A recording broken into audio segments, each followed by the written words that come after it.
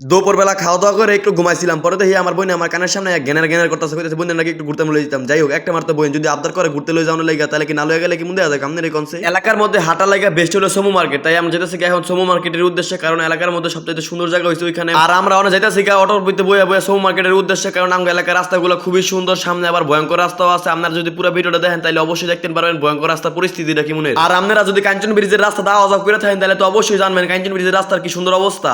আর এইটা হলো কাঞ্চন ব্রিজের নিচে যে কালভারটা আমগো এলাকার রাস্তা ঢুকছে, ওই কালভারের কাজ চলমান 1 বছর ধরে এখনো কাজ চলতেছে, কিন্তু কাজ আর শেষ হয় না ভাই। কাম তো শুরু হয়ে গেছে, কিন্তু কবে এই কাম শেষ হবে এটার কোনো ঠিক ঠিকানা নাই গিয়া। এটা হইলো সেই বিখ্যাত কাঞ্চন ব্রিজ, যেটারে আপনারা অনেক বিখ্যাত না কয়া দুলাবালু শহর কইতেন পারেন, কারণ দুলাবালু পুরো অবস্থা খারাপ। আমরা দেন সাজ্জা গুজ্জা করতে বাইরে ছিলাম সমু মার্কেট জানার লেগে, পরে দুলাবালু অবস্থা পুরো খারাপ করে লইতেছে। দুলাবালু পুরো অবস্থা খারাপ, এই লেগে নাকটা ধরে নিলাম টপাস করে, কারণ যে দুলাবালু ভাই নাকের ভিতরে ঢুকলে নাকটা কেমনি চুলকায়। ধরতে বাইরে ছিলাম নায়ক সাজ্জা, কিন্তু কাঞ্চন ব্রিজের না আই ওই আমরা ভিলেন হয়ে গেছে, কারণ যে পরিমাণ দুলাবালু আমরা হাত পায়ে শুনো মনু মাইরা বাইরে ছিলাম, এটা পুরো সাদা ফকফক করতেছে। যারা এই কাঞ্চন ব্রিজটা দৈনিক যাতায়াত করে হেরাই বুঝে যে কাঞ্চন ব্রিজের দুলাবালুর বর্তমান কি অবস্থা। আর আমার বোনের অবস্থাটা দেখেন আপনারা, মুয়ের ভিতরে না শোনা ফেসাই বয়ে রয়েছে দুলাবালুর লেগা। যাই হোক, একটু বালু খাইছে এটা কোনো বড় বিষয় না, বড় বিষয় হইলো ঘরের লগে 300 ফিটের মতো সুন্দর একটা রাস্তা, এটাই তো আঙ্গুল অনেক কিছু। 300 ফিট বর্তমানে বাংলাদেশের ভিতরে সবচেয়ে ভাইরাল একটি জায়গা কইতে দেন, কিন্তু 300 ফিট পড়ছে কই আপনারা অনেকেই জানেন না, কিন্তু 300 ফিট পড়ছে কিন্তু আপনাদের রূপগঞ্জের ভিতরে। অনেক দূরে ফার আগে গেলে মাইশা আঙ্গর জিগে ভাই আপনাদের বাড়ি কই, আমরা যদি কই রূপগঞ্জ অনেক চিনি না, যদি কই ভাই 300 ফিট আঙ্গো বাড়ি, তাহলে কই ও পূর্বাচল 300 ফিট, আমি কই হ ভাই এইটাই ভাই রূপগঞ্জের ভিতরে পড়ছে। যাই হোক, আমরা পড়ছে না সমু মার্কেট, আর সমু মার্কেটে আমার বোনের কথা সাহেব বলে নার্সারি বাগানের ভিতরে ঢুকবো, কয়েকটা ভিডিও করবো আর কয়েকটা ফুলও কিনবো।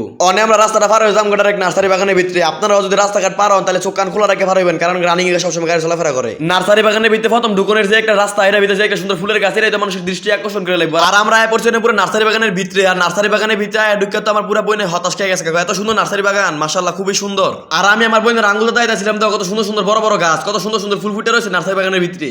আর এত সুন্দর সুন্দর ফুল দেখে আমার শৈল না, আমি গেলাম একটা সিনেমেটিক শুট লাউনে লেগে নার্সারি বাগানের ভিতরে। আপনারা যদি কখন রাস্তাঘাটের ভিতরে ফুল তুলতে হেন তাহলে কখনো ফুল ছিড়বেন না, কারণ ফুল হচ্ছে গাছে সুন্দর। আর এদিকে দেন কত কালারিং ফুল, এই কালারিং ফুল দেখে আমার বোনের বলে ভালো লাগছে না, হ্যাঁ বলে ফুল কিনবো, এই লেগে গেল বাড়ালার ফুল কিনে লেগে। পরে আমরা নার্সারি বাগানের যে মালিক হেলার রয়ে পেলাম ডাইরেক্ট ফুল কিনে লেগে, পরে বাড়ায় আঙ্গর দায়িত্ব আছে কোনটা নিবেন আপনার নিজের চয়েস করে লন। পরে আমরা কইছে ভাই আমরা দেখে লই আর ফুল কোনটা নিমু, পরে বাড়ায় কইছে আচ্ছা আপনার মন মতো দেখে লন। পরে দেন আমার বোনের ফুল চলাতেছে, বাগিনারা এত ফুল চলাতেছে, এত সুন্দর ফুল দেখে তো আমি পুরো মুগ্ধ। আপনারা যারা ফেসবুক পেজটা আমরা ফলো করেন না, তাড়াতাড়ি করে আমার ফেসবুক পেজটা ফলো করেন। ভিডিওগুলো ভালো লাগলে অবশ্যই লাইক করে দেবেন।